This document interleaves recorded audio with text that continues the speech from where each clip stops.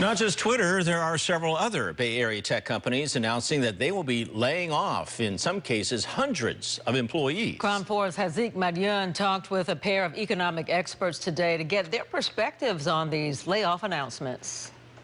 Layoffs announced in the Bay Area tech sector ranging between 13 to 18% of the workforce at companies like rideshare Lyft, payment processing platform Stripe, business technology solutions Open Door, and digital banking Chime. Bay Area Council Economic Institute Executive Director Jeff Belisario's perspective on these developments. So I think this is a continuation of the wave of layoffs we've been seeing, particularly in tech. Many companies now pulling back in anticipation of a recession next year. And I think the thing to keep in mind is that many of these companies grew quickly over the course of the pandemic. So a bit of this is course correction. It's also the case that stock valuations are down and there's just not as much money to go into growth-focused strategies anymore. The chair of the economics department at San Jose State University, Matthew Holian, talks about other potential factors leading to these tech layoffs.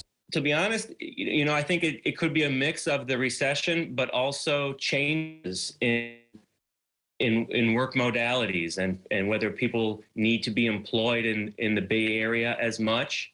So that's what's interesting to me as someone who studies economics. What types of positions are these typically?